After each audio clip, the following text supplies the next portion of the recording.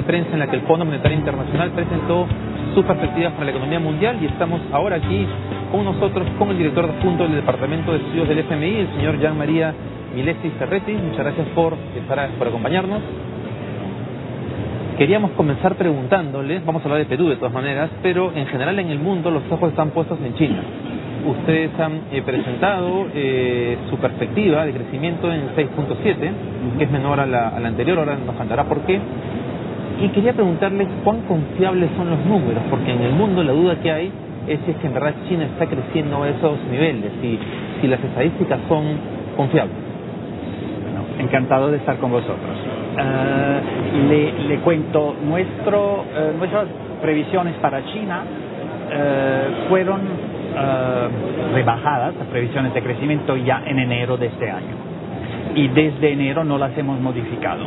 Tenemos un crecimiento para este año más bajo del año anterior, un crecimiento de 6.7, 6.8 y un crecimiento de 6.3 para el año que viene. Así que vemos una economía china que sigue creciendo rápidamente, pero a una tasa gradualmente más baja. Eso está teniendo unas repercusiones importantes en el resto de la economía global, pero primero le quiero hablar de los datos.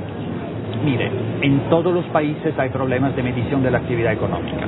En general es más fácil medir actividad económica en sectores como el sector manufacturero, donde hay bienes reales más tangibles, si no quieren, más fáciles de medir. La economía china ya es una economía muy complicada, de un país muy grande, muy heterogéneo, está en el medio de una transición en dirección de más producción de servicios. Y tiene un sistema estadístico que ha mejorado mucho en estos últimos años, pero que es claramente mejor para medir actividad manufacturera que no para medir la actividad de servicios. Y así es más difícil desarrollar indicadores para entender bien lo que está pasando en el sector de servicios. Sabemos que el sector manufacturero va más despacio ahora, y por esto mucha de la gente está preocupada por la actividad económica en China. Pero la realidad es que el sector servicios, que es el sector que está mejorando, no es tan bien capturado en los indicadores de alta frecuencia que muchos observadores están mirando. En general, así que los números los creemos son confiables. Por supuesto, hay márgenes de incertidumbre, pero pensamos que la economía... ¿De qué márgenes estamos hablando? Sí. O sea, si usted dice 6.7, digamos, su margen de desconfianza, ¿de cuánto sería? Mire, es muy difícil de decir. Le puedo decir que para Estados Unidos tenemos, que es un país con estadísticas, por supuesto, muy buenas, tenemos revisiones de una medición a la siguiente de la tasa de crecimiento que a veces llega a 1, 1,5%. Así que hay incertidumbre siempre en las estadísticas, pero tenemos nuestro rango de crecimiento para este año está entre 6,5 y 7, y pensamos que ahí van a caer los números. Ahora, cambiar de un modelo de crecimiento a otro es una obra de grandes dimensiones, y más tratándose de un país de las dimensiones chinas. ¿Con qué herramientas tiene China, qué instrumentos tiene Pekín para manejar toda esta transición? Es una transición muy difícil, y es claro que una transición tan difícil en un país tan grande no puede ser perfecta sin ningún, como dicen en inglés, bump, sin ninguna... Ahora, las autoridades en China tienen muchas herramientas. Es una economía que tiene todavía bastantes controles públicos sobre actividad económica. Eso se van a aflojar en los años que vienen, pero por ahora todavía están. Y el gobierno tiene así más influencia sobre lo que está pasando en la economía de la que puede tener en países que tienen una economía más completamente de mercado de la economía china. Por ejemplo, hay empresas públicas que tienen un papel muy importante en China, y ahí claramente el gobierno tiene un impacto muy fuerte. Parte de la transición es una transición económica, y en una economía muy dinámica y muy abierta como la de China, son los incentivos, los precios relativos que cambian, los cambios de la demanda de parte de los consumidores chinos, que afecta a lo que las empresas van a hacer. Tiene China un sector privado muy dinámico, muy bueno en adaptarse rápidamente. Es un país que se ha transformado de manera increíble en los últimos 20 años.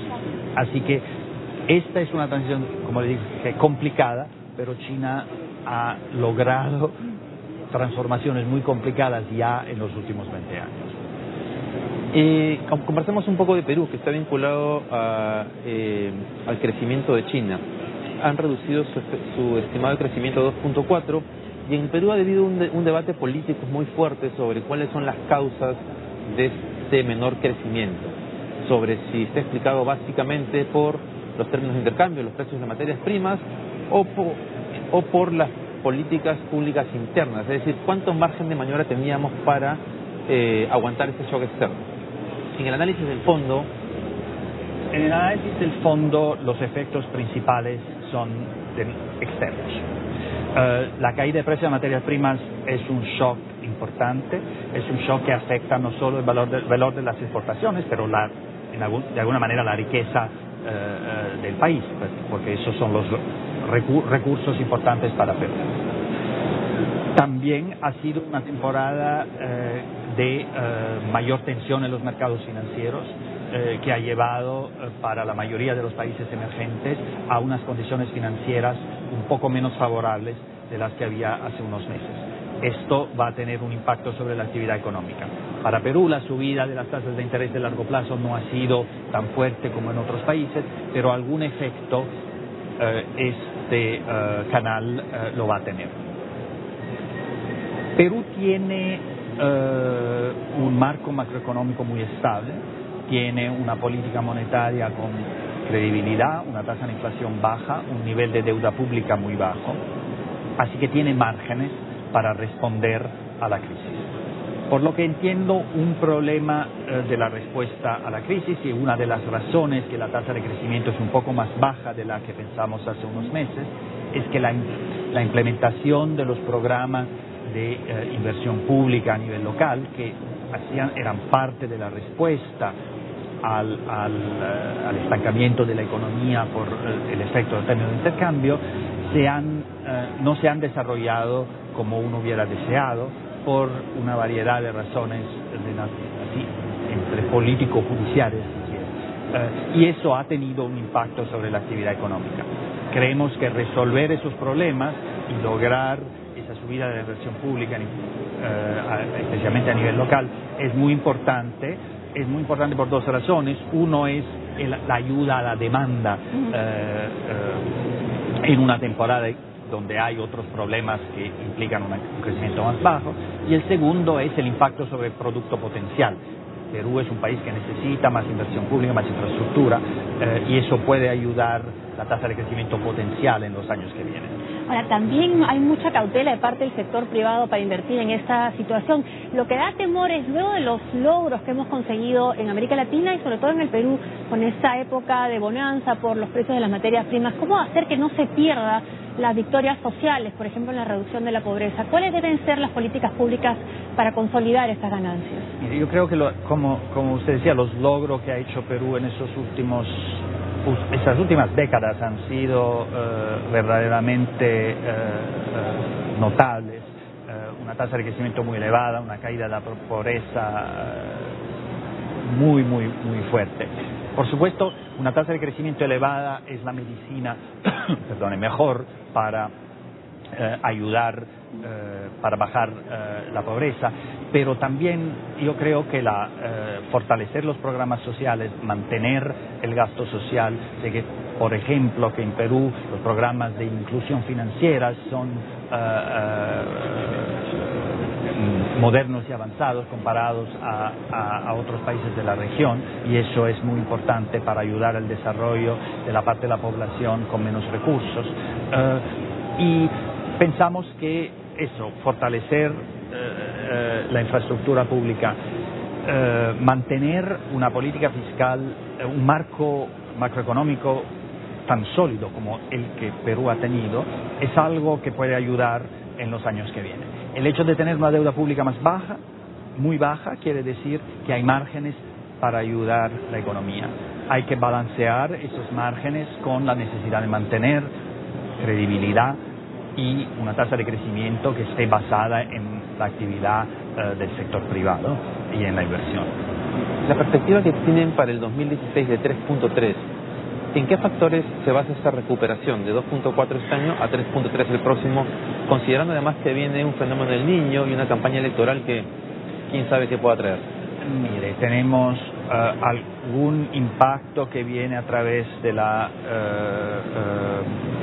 inversión pública, algún impacto que viene a través de inversiones en minería que se han retrasado o producción de minería que va a subir comparado a este año. Tenemos unas perspectivas de mediano plazo que aún un poco más bajas de los años pasados, siguen más favorables, con una tasa de crecimiento de mediano plazo alrededor del 4%. La realidad es que hay muchos factores externos que van a afectar lo que va a pasar en la economía peruana y en la economía mundial, o de la región, si quiere. Como dice, el fenómeno del Niño, cómo eso va a afectar la agricultura, por ejemplo, va a ser muy importante. ¿Qué va a pasar en los mercados financieros con la normalización de la política monetaria en Estados Unidos?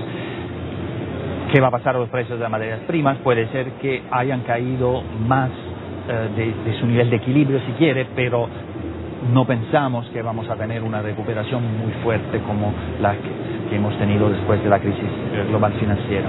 Así que mucho de lo que va a pasar va a depender del entorno en el cual va a operar la economía peruana. Pero le digo, por el lado doméstico lo que vemos es una economía sólida, con un marco macroeconómico estable y con buenas perspectivas. Y un poco cambiando de tema y estando en el Perú y en medio de una revolución gastronómica de la cual estamos tan orgullosos, y por supuesto siendo usted italiano también lo está de su comida, inevitable preguntar, bueno, ¿qué impresión tiene? ¿Ya ha disfrutado la comida? ¿Qué es lo que espera probar en esta visita? Me encanta venir a Perú, es siempre un país súper hospitalario, gente siempre muy agradable y servicial con nosotros, y la comida para un italiano, por supuesto, es algo súper importante, comida y bebida, por supuesto, las dos cosas, y ya como le estaba contando, tengo unas reservas en restaurantes ya hechas desde abril, que es mi última visita. No quería perderme las delicias gastronómicas de ese país por llegar a última hora llamando a los restaurantes. Bueno, es muy importante eso. Para los peruanos también es muy importante la comida. Yo quiero hacerle solamente una pregunta final seria. Es que el tema de la Reserva Federal que usted mencionaba tiene un impacto en el tipo de cambio en el Perú, entre otras variables importantes. Considerando la nueva perspectiva de China, ¿creen ustedes que la Reserva Federal va a incrementar la tasa de interés este año? Yo creo, bueno, la Reserva Federal va a actuar dependiendo de lo que está pasando a la tasa de crecimiento de la economía americana. Los factores externos tienen un impacto, pero en general, por el mandato de la Fed, van a tener un impacto si ese impacto afecta a la economía americana de manera directa. Así que lo que va a pasar si van a subir la tasa de interés en diciembre o las van a subir en marzo, va a depender de lo que va a pasar a los datos de esos próximos 2 o 3 meses. Los mercados ahora tienen una probabilidad que han subido la probabilidad que las tasas de interés no suban antes del año que viene, pero como le digo, ¿quién sabe qué puede pasar? ¿Quién sabe lo que puede pasar? Yo diría, hay una probabilidad que pueda pasar este año, pero si pasa este año va a ser porque vamos a tener en los próximos 2 o 3 meses datos que hacen ver que la economía de Estados Unidos se está recuperando a una tasa fuerte. Y eso es bueno para la economía mundial. ¿Y esta no decisión no causa más incertidumbre? Hay incertidumbre, por supuesto. Uno podría decir, bueno, lo hacemos ya y vamos a... La cuestión es, por supuesto, cuando uno la sube ya, toda la atención va a ser, bueno, ¿y ahora qué van a hacer? ¿Se van a quedar parados o van a subir otra vez? Bajar de nuevo porque es feo. Hay, como dicen, hay trade-offs siempre en esas decisiones, y yo creo que las autoridades en Estados Unidos lo que no quieren hacer es subir y volver a bajar. Así que quieren estar muy seguras de ver una economía que ya se recupera y una tasa de inflación muy importante también, que gradualmente da señales que se va moviendo para arriba. María, muchas gracias por su tiempo. Muchas gracias. Esperemos una reunión muy productiva aquí y también que disfrute mucho de su visita. Una reunión productiva y sabrosa. Un placer de hablar con vosotros. Gracias. Gracias igualmente. Hacemos un corte y regresamos.